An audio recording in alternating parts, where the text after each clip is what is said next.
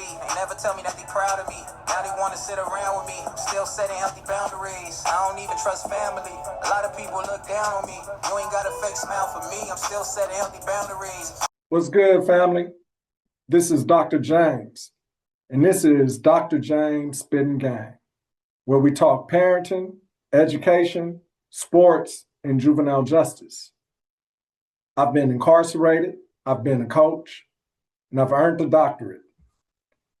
And what connects all three is parenting and the adults who show up or don't. Most kids don't fail because they're bad. They fail because no one prepared the adults raising them. Today's episode is personal because today's guest is someone who quite literally changed the direction of my life before he ever had the title doctor in front of his name. Years ago, before the degrees, before the consulting, before this podcast, I was coaching flag football. One of the kids on the team was 5 years old, bright, energetic, needed patience. I coached in the same way I coach all kids, with love, discipline, clarity, and belief. What I didn't know at the time was that his father was watching closely. That father was Mr. Russell, a lead teacher at a charter school. After the season ended, he pulled me aside and said something simple that changed everything. You need to be working with kids in schools. That conversation became my first real opportunity in education. Fast forward to today, and that same man is now Dr. Daniel Russell, a nationally respected educator who trains teachers across the country in culturally responsive teaching. This episode is about how adults open doors and how cultural understanding changes outcomes. Right.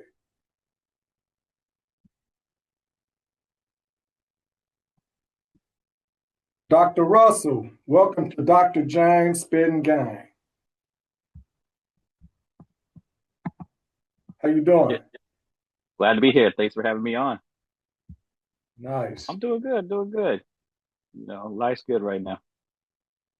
So tell me, who is Dr. Russell beyond the title? Where'd you grow up? Oh man. Back in the day, you'd say I was a military brat. My dad was in the Air Force, so kind of grew up in different places, right? Earliest, I was born in Idaho of all places, but don't have any memory of that. Earliest memories are living in Florida. When we were stationed there, and then my dad was reassigned to Okinawa, Japan, and that was a big part of my elementary years. And then moved to what we now call the Inland Empire out here in Southern California, Upland, California, and that's where I went to high school until I graduated and went away to college at San Diego State. So, you know, that's my childhood. You know, it was kind of characterized about moving around a lot. And that brought with it different challenges, you know, going from living on military bases where, like, because I'm mixed, my mother was Korean, my father's white, lot of mixed kids, right? So kind of, you know, it just seemed quote unquote normal. And then moving to Cali, to a predominantly white neighborhood, it was a major shock, especially when I started being called racial epithets for the first time in my life. Right, right. But you know, that kind of like fed into who I became as a person, the work I do around culturally and linguistic responsive teaching today. Okay. So was education always a plan, or when did you realize you wanted to be an educator? Nah, you know, and when I was younger, it was military. I was going to follow my dad into the Air Force, right? But I was going to be, you know, want to be an officer, and I actually went to college on an Air Force ROTC scholarship and study aerospace engineering. And my goal was to be a pilot, but you know, just like anything happens in life, you change, right? You change Right. your what you're aiming for, and so life shifted, and I changed my major from aerospace engineering to U.S. history and was studying that, but really hadn't given thought to what I was going to do with that as a degree. But at the time, I was working at a YMCA in San Diego and started out as a desk clerk, just checking in people when they came in, taking their payments, making phone calls. But then on my off hours, I was hanging out with kids in the neighborhood, right? Organizing games with them, and directors saw that and they said, "How about we give this dude a job working with kids?" Right? And so they, it started out with an after school program. They got me to become get my bus driver's license, and I'd pick up kids.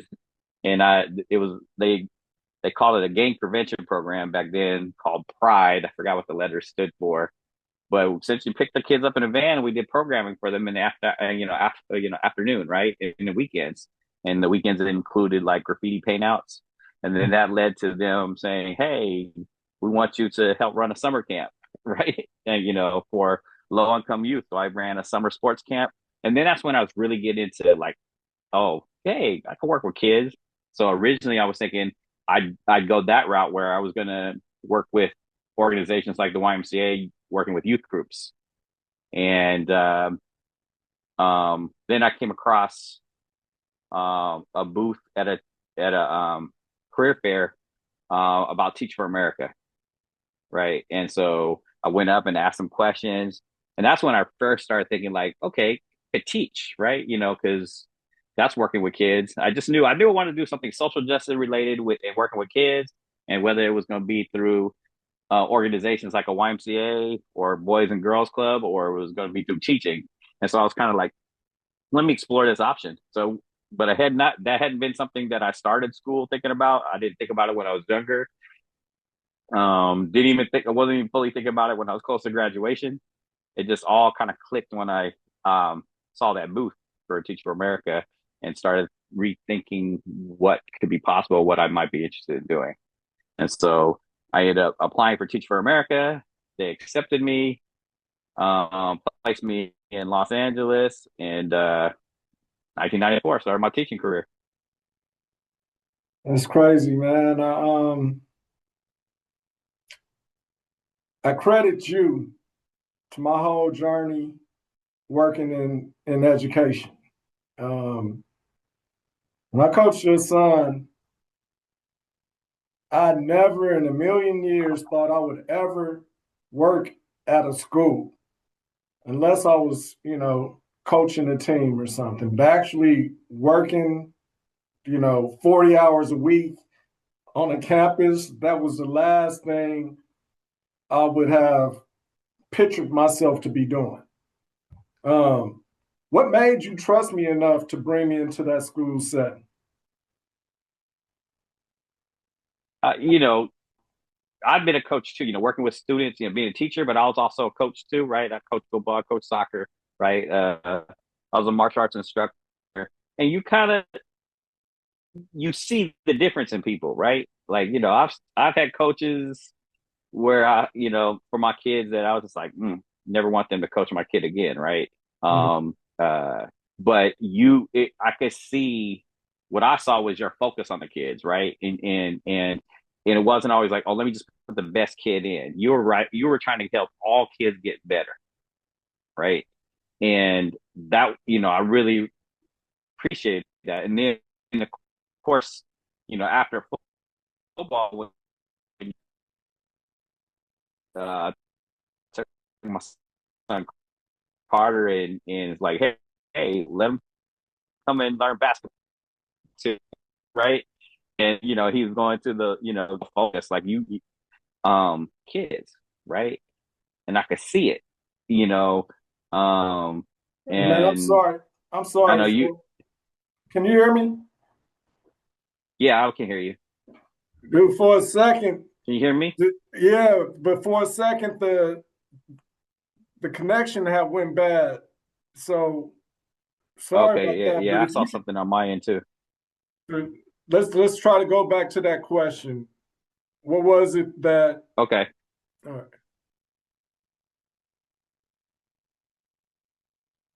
you ready?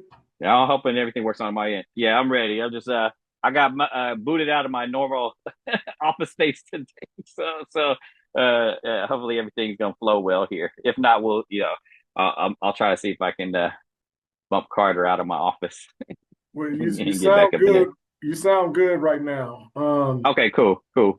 But if you could just rewind with, so the last thing I really heard you say was that you saw coaches that, you were kind of like, you never wanted them to coach your kid again. Yeah, yeah, because as well as a parent, as a father, and you put your kids in sports, and um, both being a teacher and a coach myself, but having my sons being coached by others, you see the difference, right? You see who cares, who puts in the extra time, even as and especially when it's volunteer work, right? You know, I mean, I had a negative experience, with Carter, my son, that you coach in football and basketball, where the coach um didn't put any focus on the kids, right? One time even showed up late to a game, and it was, and I took over the coach. And then when I turned around, he's like, oh, no, you could just do it, right? Those kind of things, or coaches who put their favorites in, right? But with you, I saw you invest in everybody, right? My son wasn't the most athletically talented, but you put time into him. Like, I'm going to help him develop. I'm going to help him learn, right? I'm not just putting in the kid I know is the fastest or got the best hands. And I saw that, and then you had, you push kids too. It wasn't like, oh, I'm just gonna give them the bare minimum, like, because I don't think a 5-year-old can learn, how to dribble or how to catch a pass. You were teaching skills, right? You had high expectations for the kids. And I just saw it. I was like, man, you put in all that time volunteering and seeing this, like, for lack of a better word, a gift to work with kids, right? And then you and I, got to know each other over the course of all that time. A football season, and my son playing basketball for you, and so we got to get know each other more. So then we got to know more about each other, right? And it just made sense. Like, man, you're doing all this.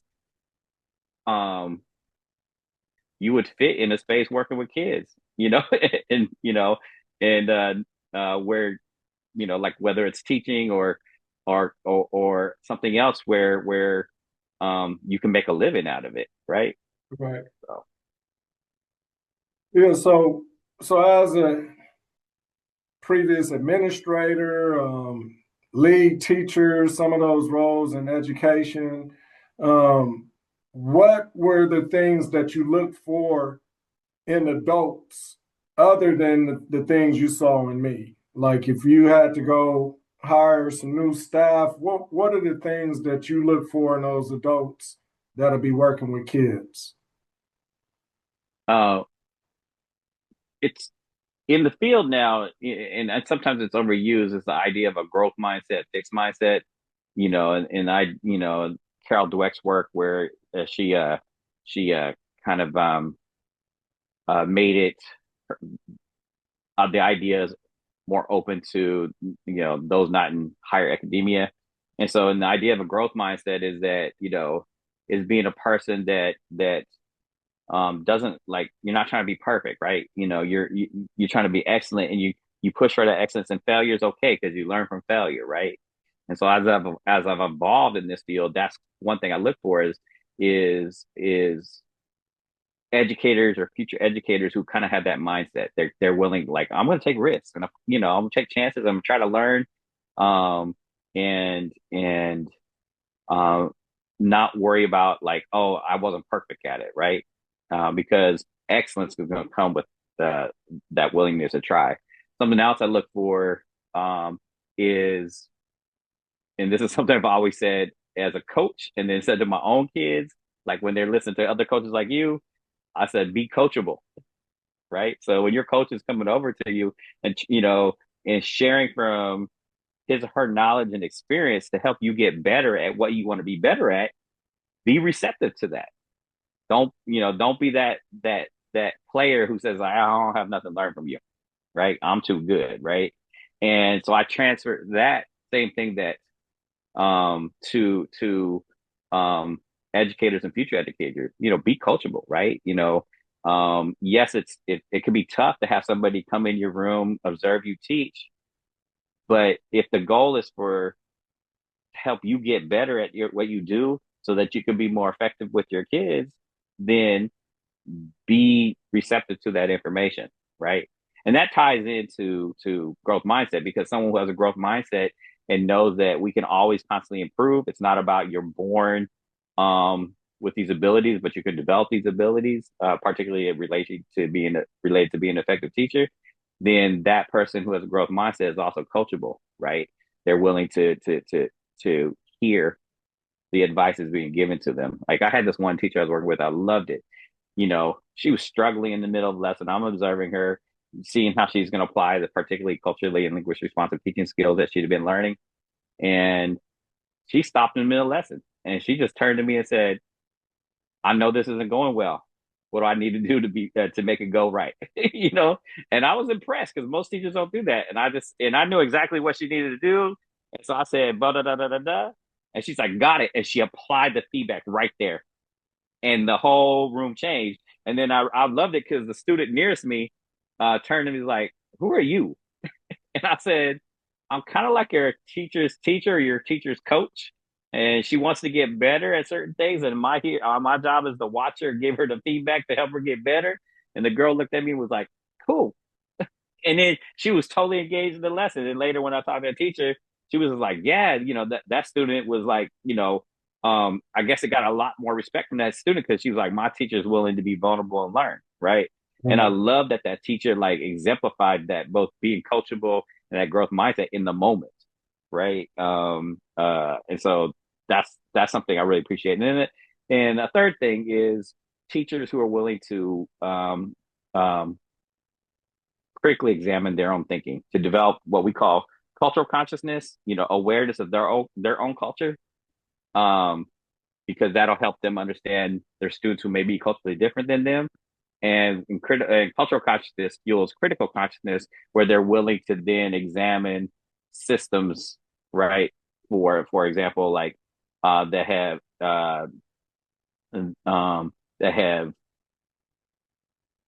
that lead, because they're infected by systemic racism stuff that lead to like inequities, right? Racial inequities in discipline, right? So those adults who are willing to be self-reflective and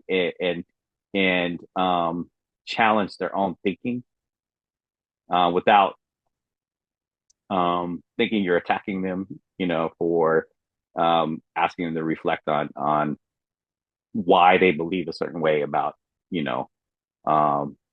whether it's a certain behavior, a certain group of students, or grading practices or teaching methods, right? That they're willing to say, okay, this is what I think, and I hold a strong belief about it, but I'm willing to question it, interrogate, why do I believe this way? Right. And a lot of times we don't. We just kind of like, this is how it's always been done. We're just going, just going to keep doing it the way it's been done. So throughout my journey, starting way back at class, whether it was in the classroom or on the basketball court as a coach, I feel like the strongest thing that I have is my lived experience. However, I've seen throughout my journey a lot of schools, and in terms of me trying to find that new position, they tend to overlook the lived experiences. Why do you think they do that? There could be various reasons. One, and it comes on backgrounds. In our mainstreamed American society and academia, there's been this. Wait. I'm sorry. So just for clarification, mm-hmm. I'm not talking about for me. I'm saying in general. Yeah. Because at the same time, so I mentioned how my strength is my lived experience, but then I see others that struggle because they don't have that lived experience. So speaking along those lines, and not so much, mm-hmm. about me. Yeah. So generally speaking, yes, because um, they're what is considered, first of all, scholarly tends to be quantitative, right? Like, both of you and I both did the doctoral route, and as we know about research, you know, um, there tended to be in academia, um, which then filters down into other aspects of society, a preference or a privileging of quantitative data, right? So it's what the research says, and yet we also know there are those who um, saying yes, research gives you that, but lived experience also provides a lot of valuable information. Lived experience is data too, right? Right, It's right. just not done through this this formal study, right, where you control for specific variables, right? In fact, there's a book, I can't remember the author's name, Street Data, that's out right now, and they talk about that. These other forms of information that in lived experience, is one of those things that can provide valuable perspective that um data drawn from these quantitative academic studies can't fully reveal, right? It's one thing, like when we talk about like culturally and linguistic responsive teaching, and or the concept of being culturally and linguistically responsive, one thing we'll try to get across to educators when I work with them is there's a vibe to it, right? You got to feel it. And that's not something that comes from reading a book or a study. That's because it's lived. And once you feel it, you get it, right? It's almost ineffable, right? And for folks who are really like into, no, it's got to be hard data, quantitative. It's really hard sometimes, I think, for those folks to see that same type of information derived from lived experience is just as valuable.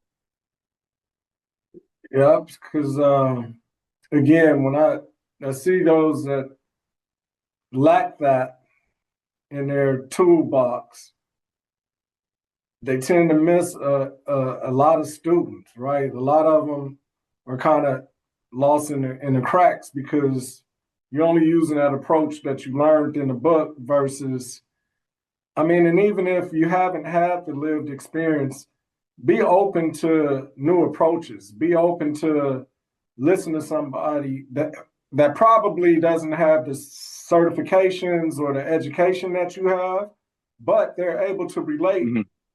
to different people probably better than you. Um, so, with that, can you explain what culturally responsive teaching actually means?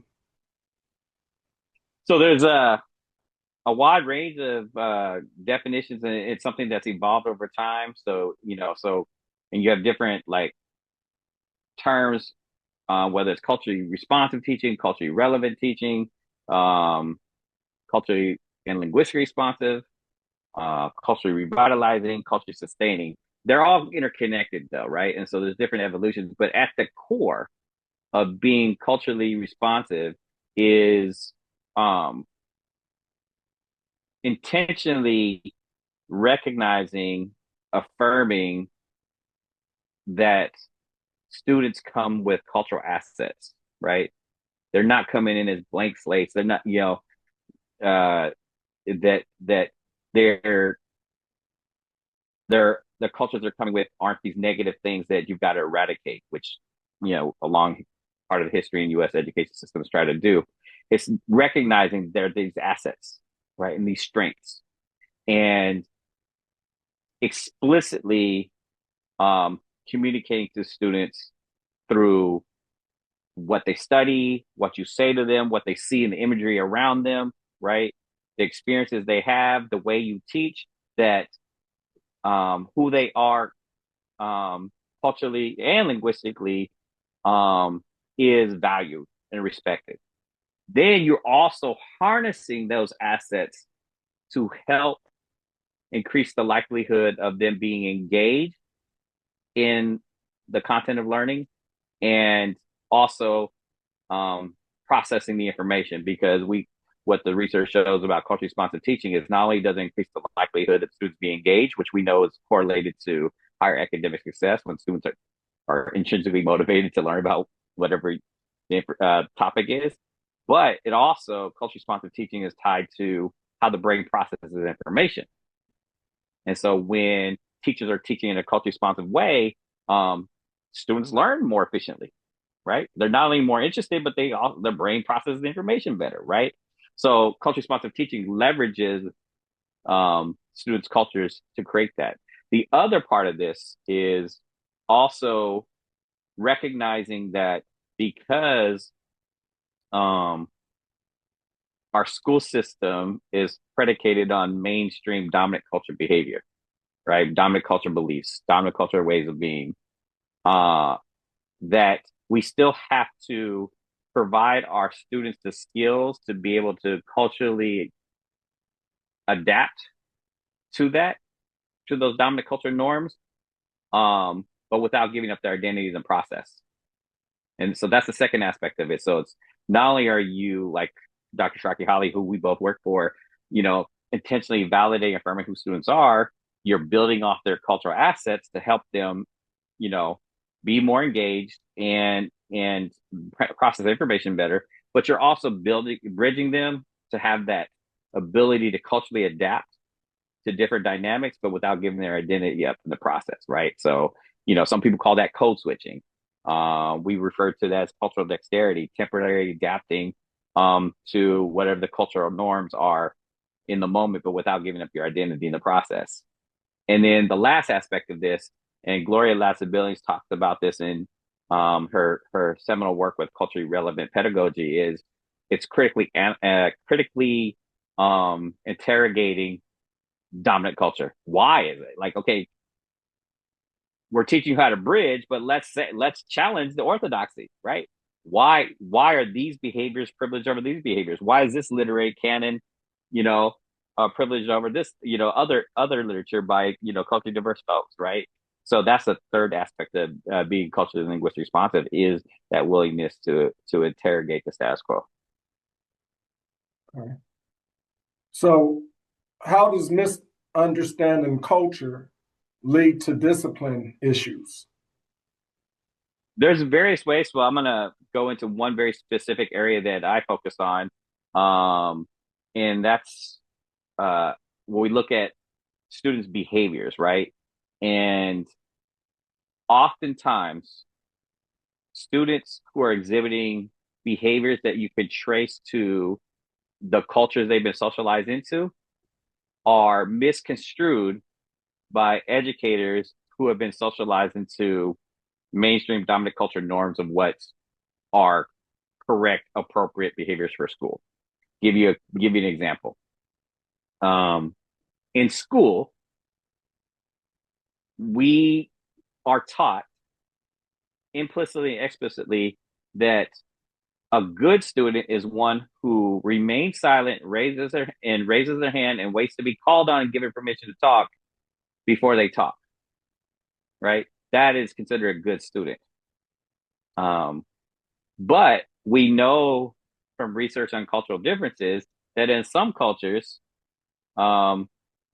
you just comment or respond when your spirit moves you to respond, right? That's the way of being engaged. Dr. Holly calls it spontaneity. Some of the research I pulled from Shade and other scholars and Geneva Gay, it's called participatory interactive discourse style. And it's the kid who just shouts out, right? Like, oh yeah, I know about that. Oh, that's cool. Oh, my uncle was talking about that the other day, right? That student is engaged in the lesson. He didn't raise his hand, but that student often gets in trouble in the classroom. They're told, you're being disruptive. You're being rude. You need to raise your hand first. Right. And oftentimes that may escalate, right? Where the student's like, I didn't do anything wrong. Now they're being defined because the teacher's going to perceive them as talking back. But the student now is practicing the cultural behavior of realness, right? Directness, honesty, or as we know in slang, is keeping it 100, right? That's culturally valued. But in dominant culture, you that's considered defiant and questioning the teacher, the authority figure, right?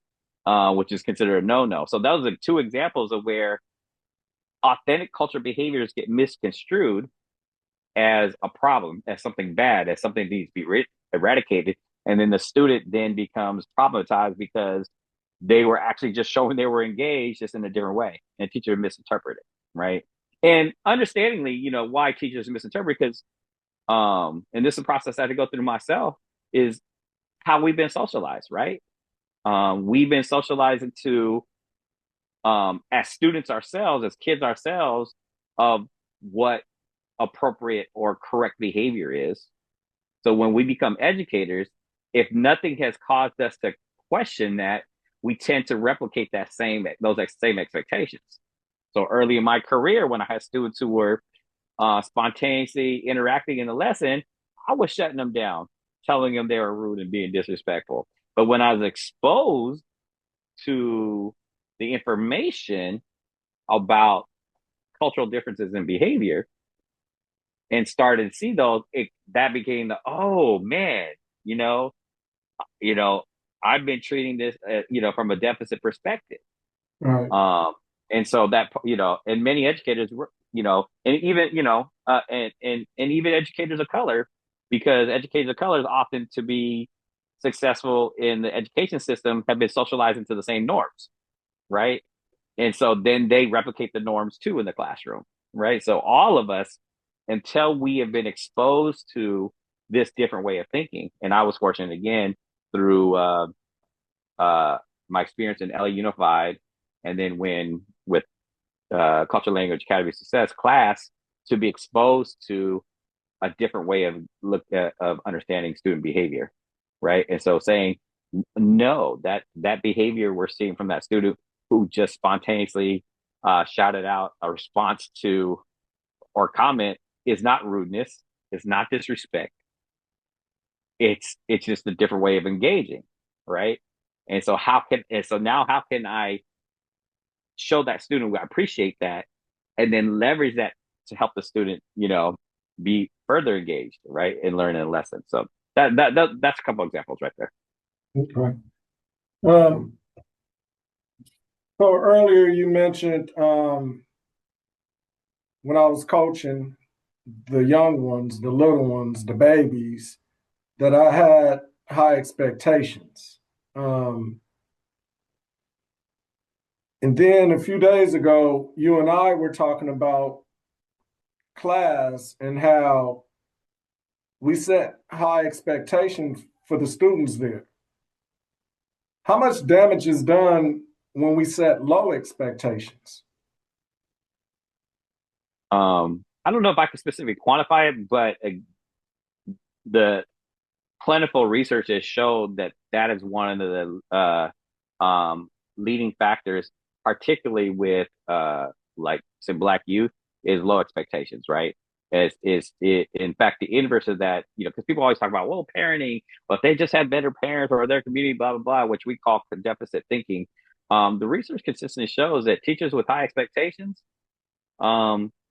regardless of what's happening in home environment and society and stuff, if you have high expectations for students backed with, the skill set to teach effectively, you can produce high results with kids, right?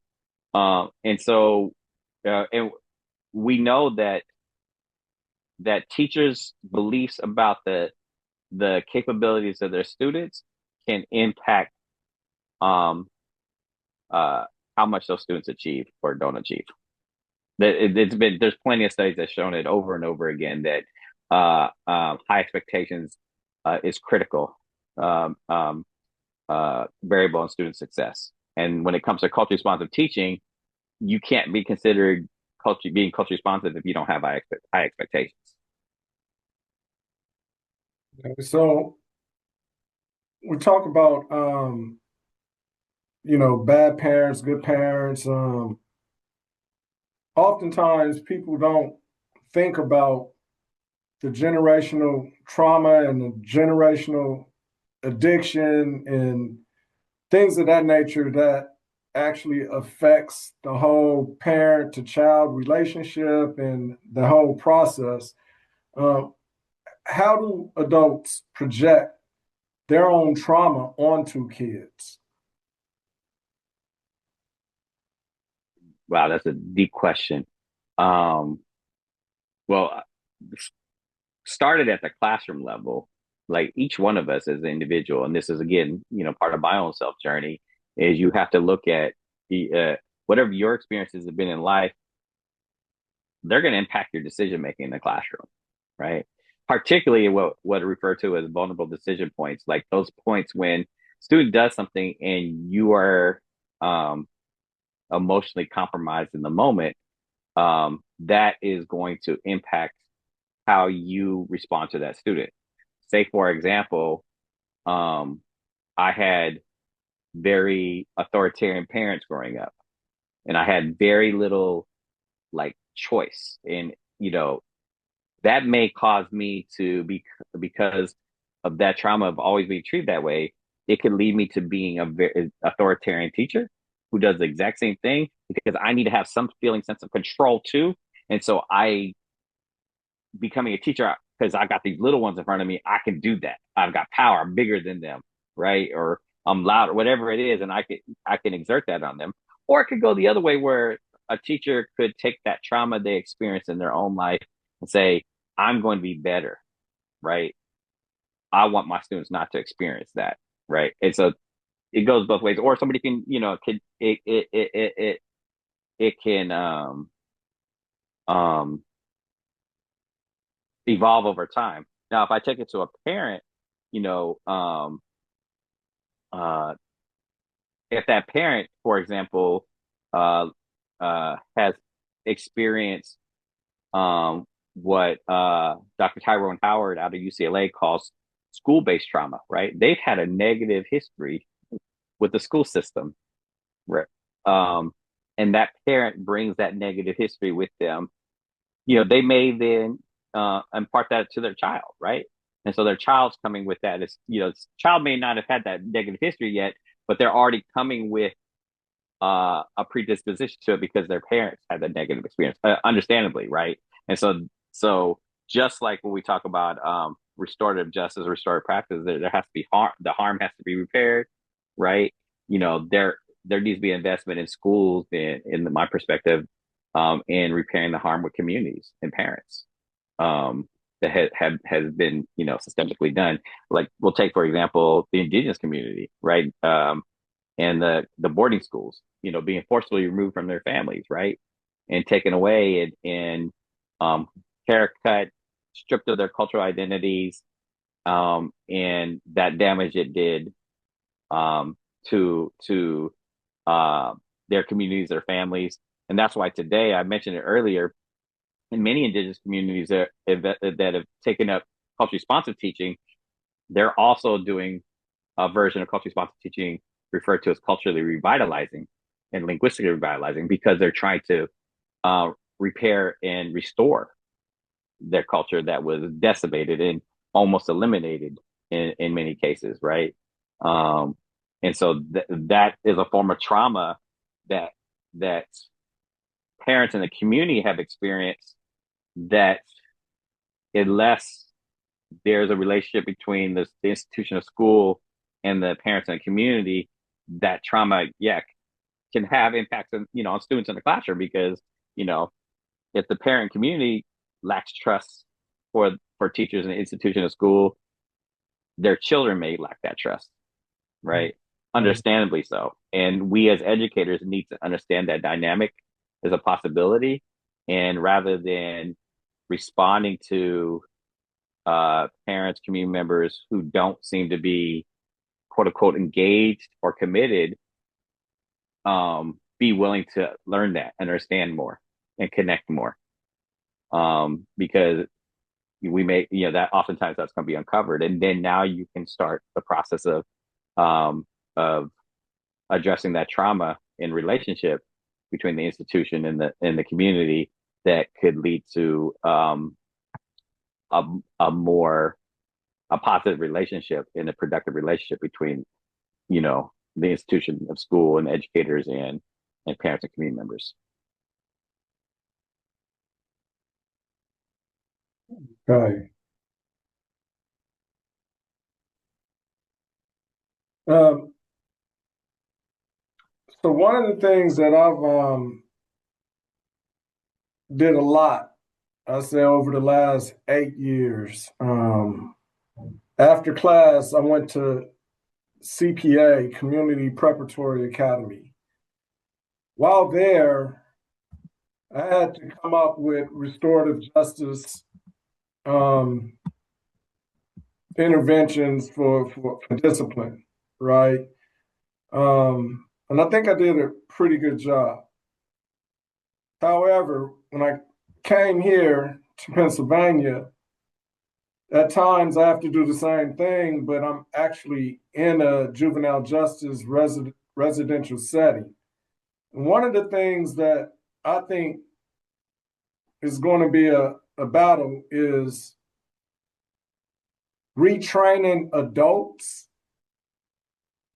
instead of punishing the kids, right? Mm-hmm. So we're so used to, you did this, this is what's going to happen. Like, it's almost like a hit me and I hit you back. But we're trying to teach kids and better, behave, what have you, respond to situations. But how do how do we retrain those adults instead of punishing kids? That's $1 million question, right? Because we're talking about major change. Sit on that. I'm going to hit you right back. Mm-hmm. Due to technical difficulties, this session had to be completed at a later date.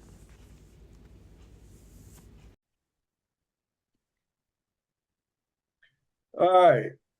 Glad to have you back. Sorry about the technical difficulties we had the last time we tried this, but we are here. Yeah. No worries. So we left off with me asking you, how do we retrain adults instead of continuing to punish kids? Yeah, and that's the, for lack of a better way to express it, $1 million question, right? It's what I went back to school for, and my doctorate focused on organizational change and leadership, right? So, how do you get people to transform their practices? But that also requires them to transform the way they think, their belief systems, right? And so if you have been raised and socialized from your earliest memories in the whole spare the rod, spoil the child type of mentality, that that for child to learn quote unquote appropriate behavior, if they've got to feel some pain, it's really hard to get that, folks to change, right? Unless they examine that. And so, and that type of mindset change is one of the most difficult changes to make. So it's really investing in understanding how that process works, and how you get folks to be willing to analyze their deep belief systems that we often don't stop to question. We just, once they become automatic in us, we just, somebody likened it to a operating system on a computer, right? Pretty much as long as the operating system's working, we just take it for granted, right, until it doesn't work and it crashes, and then we got to reset stuff, right? But we have to get to that point of getting folks to, look at their operating systems or their belief systems and interrogate them and question them. Like, why do I believe this way? Is it possible for me to believe another way? So once we start getting into that, we can start challenging people to move away from a punitive practices, rather than relying on what they always rely on. There is some research to suggest that for some folks, skill set will precede mindset. Most it's mindset that leads to a new skill set. I'm trying to remember the dude's name right now. I'm dropping it on my head right now. Thomas Gusky. And he says for some folks, they need to see it, right? Especially from others that they respect. And so if they see others using different methods, before they get into the mindset or theory behind it, they'll be intrigued in like, okay, what are you doing? And then they go, okay, I want to be successful too. So they go and apply it. And then when they feel success with it, then they come back and say, okay, why does this work? And I actually like this better now because I see it working. Now they're ready for the mindset piece. So, and that's the hard part of this is figuring out, is this a mindset before a skill set type of person? Is this a skill set before a mindset type of person, right? And you know, um, helping people to be willing to uh, learn something new and change, stuff they've done for a long time. So that's funny. You talk about the skill and the mindset, and I immediately start thinking about the why. Um, so as a young coach, I remember holding on to the old school, especially with younger kids, of you do this because I said so.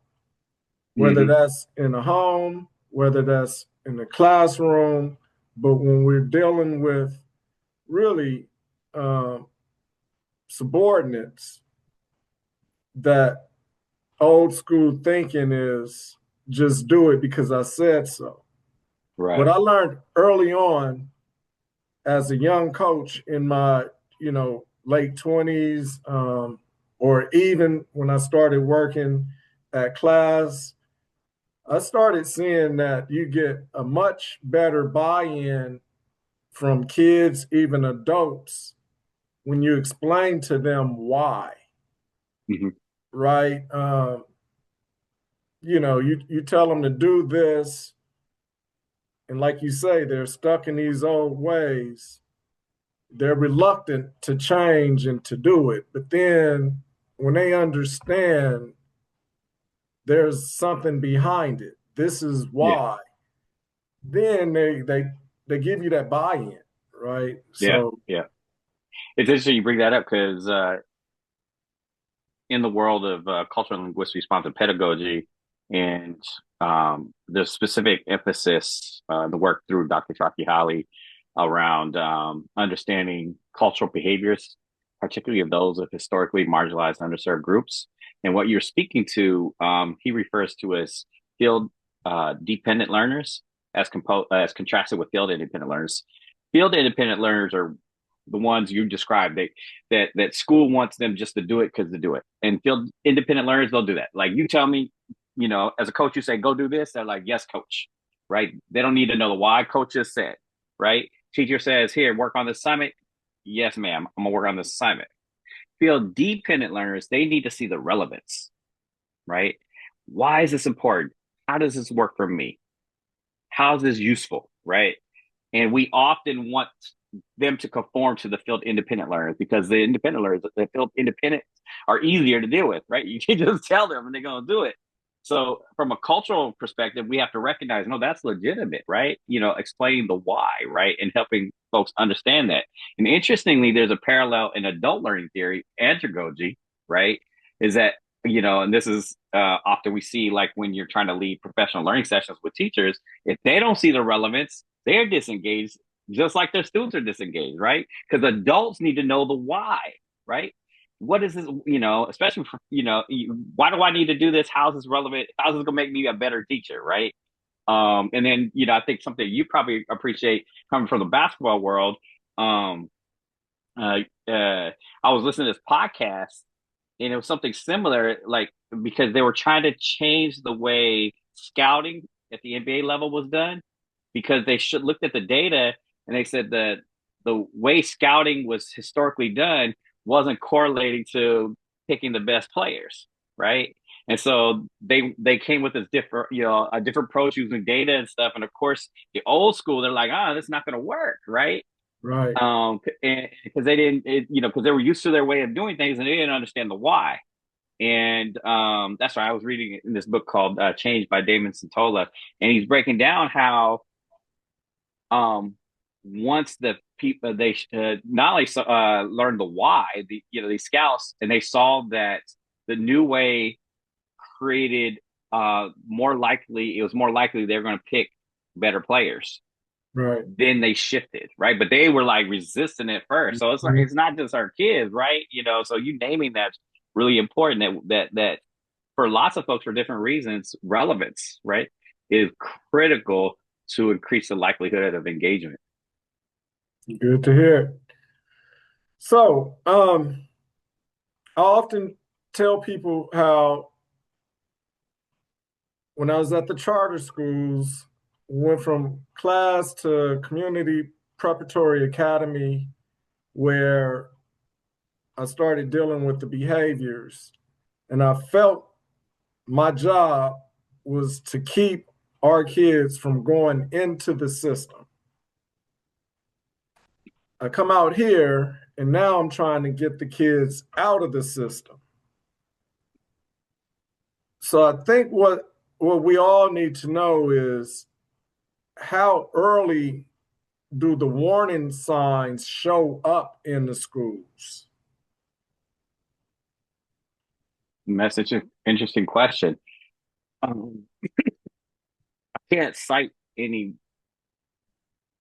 specific data off my head, but I do know that the research into the schools to prison pipeline show that starts surfacing really early. And then Monique Morris has a book called Push Out, which deals more with females, particularly Black girls, and how Black girls are less likely to get into the criminal justice system, but they're more likely to get pushed out of school, right, into other places, right, and versus Black males.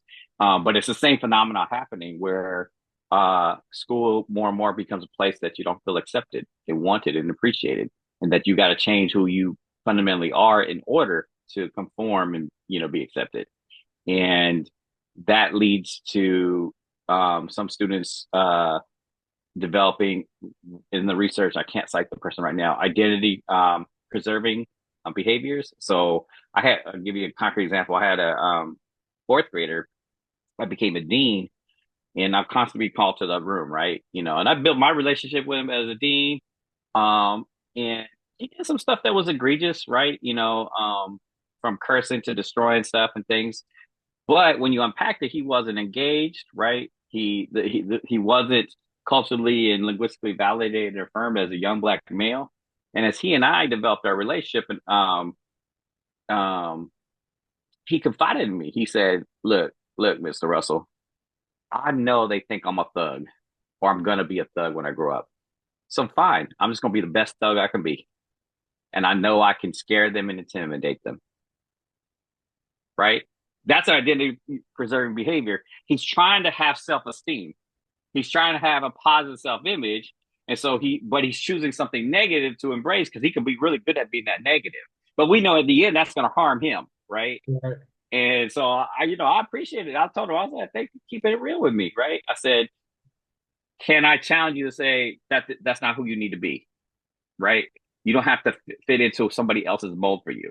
I said, then my job is to work with your teachers, not to perpetuate that stereotype and help them learn to see you differently. I said, this is going to be some hard work that I got to work with them. And there's going to be hard work you got to work on yourself. Right. And that was kind of our conversation. So that's just one specific anecdote. But again, in the research, it shows, particularly with young Black males and females who feel like the system school is constantly sending implicit, explicit messages that there's something wrong with being authentically Black, then some will develop those identity preserving behaviors. Others, and that comes like again through outright resistance, right? Conflict that will come with, okay, I'm checking out, I'm out of here, right? And then others will assimilate, right, and give up their identities so that they can, feel accepted, right? But it's a conditional acceptance. And so if we take a look at the criminal justice system, those are, many, I would guess, are kids who've been, have felt that way, right? They've been marginalized and pushed out. and sent these over and implied messages that yeah, you don't belong here.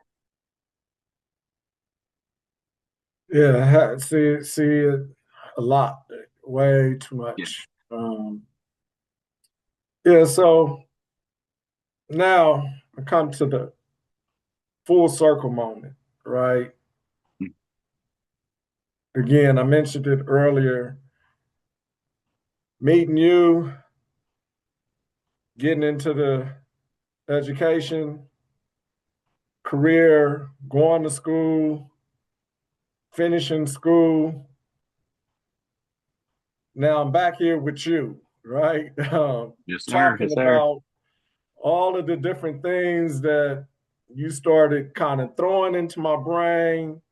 What was that? How many years ago has it been now? Was that, I want to say 2012? Yeah, if you put okay, you were my son's coach, and he was at 5. He's 20 now. So we're looking So a little bit 15. 15 years, but then it take another one or two before you start working school with me. So yeah, somewhere, we go 15, about 13 years back, or give or so, give or take. So 2012 around there, maybe. So Crazy. this question can be you thinking about me or just throughout your years in leadership, right? The importance of mentorship. Oh man, yeah. I've had several great mentors. I don't think I could have made it through here because you need somebody who can be a guide. And then there's ones that are official and unofficial. Uh, for me, when I started teaching in '94 at 99 Street Elementary, um, it was Anthony Jackson, as you know, who went on to be the principal of class, right? And when I struggled as a new teacher, um, everybody talked about Mr. Jackson, Mr. Jackson, Mr. Jackson, right? Kids talked about Mr. Jackson, principal talked about Mr. Jackson. So I'm like, I was a young dude who's like, let me go talk to Mr. Jackson, follow Mr. Jackson, learn from Mr. Jackson.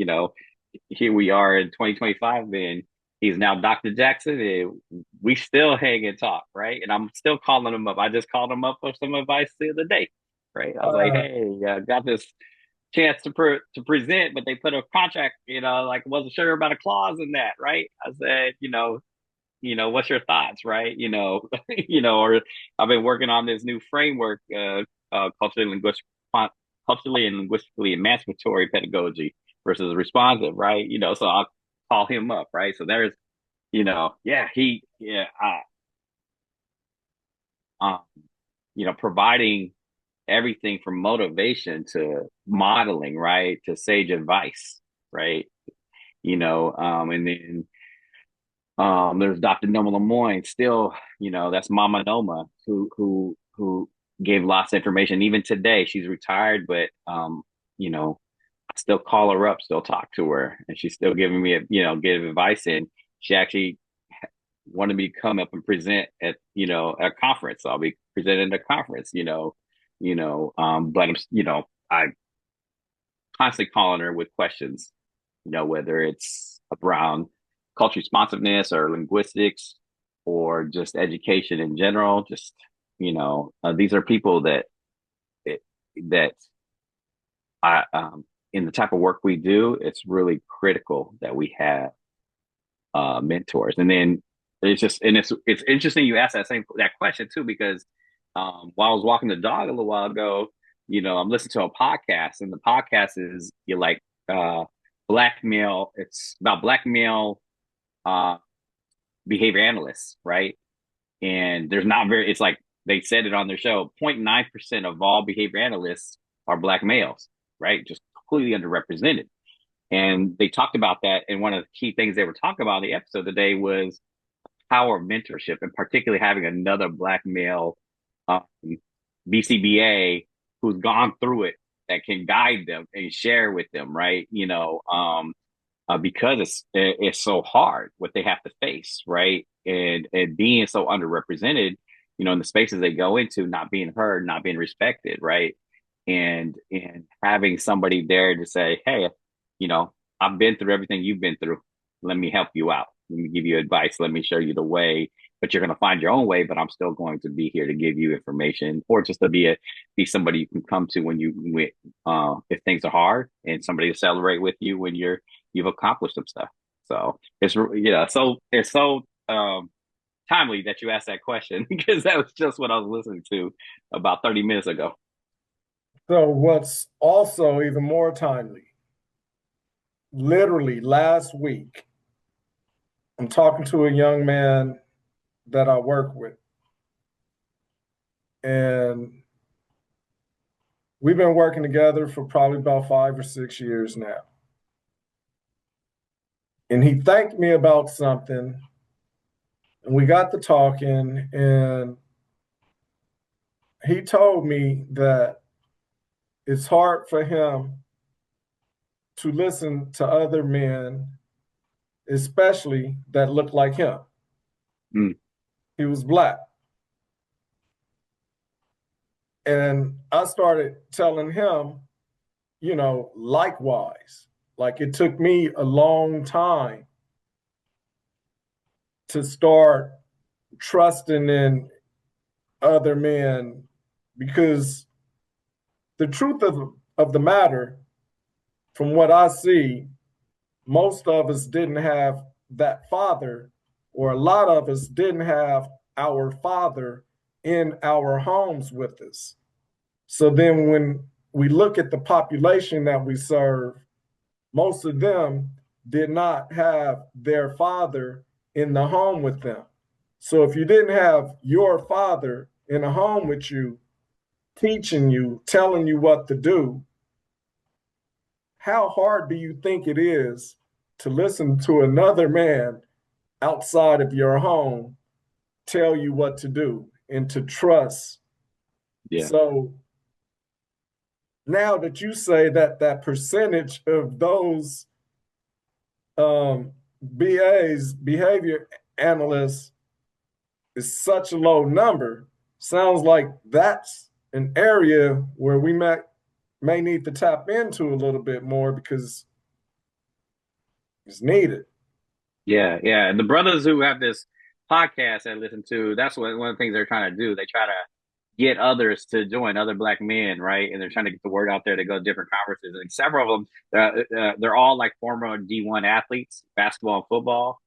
And they talk about that, like, yeah, I'm 6'7", and just talking about, even that presence, but being told, like mentored by others who say, hey, you would be really good in this role, right?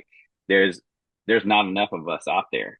We got to come in with a different voice, and these brothers are challenging the behavior analytic tradition too, because for a long time it's been dominated by white perspectives, right? And so they've been pushing really trying to challenge that and bring in a black perspective into the field, the way I hear their show. And then there's these sisters that also have a show too, a podcast where they're behavior analysts as well, but coming from black female perspective and what it's like to be in that world. And they really do this to support one another, right? And so they've been some powerful episodes to hear what they talk about and what they've experienced and what they're trying to do. So they're trying to obviously get more folks to go into that role, because as we spoke about last time, lived experience matters, right? They've got the technical knowledge, but then the lived experience as black males or black females to match with that technical knowledge.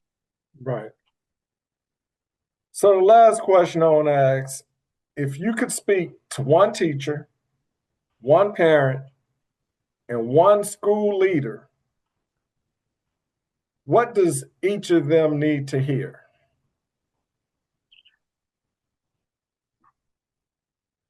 Learn how to collaborate, communicate with each other, right? If it's cliche, but I think it applies. It's about the village, right? And that it's a collective approach that's going to help children thrive, right? We don't, Goldie Muhammad, or I can't remember who it is. Not Goldie Muhammad, but she has the book, We Need to Do More Than Survive. Dropping her name from right now. But if we want our kids to do more than survive, but thrive in life, then the likelihood that happening is the communication and collaboration that happens with the different stakeholders you just spoke about. So the teacher, the parent, the family, the administrator, you know, um, getting them to have a shared vision, towards what they want for uh, their student. And I think that's what I want to get across to them. Sounds good. I agree. And I thank you so much. I think you dropped so many gems today. Hopefully, we have listeners, viewers that are able to take some of these gems and go apply it to help these kids because that's what it's all about. Sir, yes, sir. Thanks a lot. Dr. Reggie. I love saying that now, man, bro. It's for uh, as long as we've known each other, to go all the way back, from that first time we talked on a football field, over here, Inglewood Jets, Darby Park, Cincinnati, and um, to see, where you are now and how you take that. It's so cool. And then just I really appreciate on a personal level you reaching out and asking me to do this with you. If there's anything I can do to support with the messages you're trying to get out there, I got you. Man, you planted the seed, man. All I'm doing is just enjoying the ride and just going to continue to stay in the trenches and do what I got to do to try to continue to change these kids' lives. All right, sir. Well, you got a teammate out here in Eaglewood. How are we gonna do this? Let's keep this connected. Let's keep. It's a collaborative effort. Sure. Well, you enjoy your night and I'll talk to you soon. All right, Reg. All right. Peace.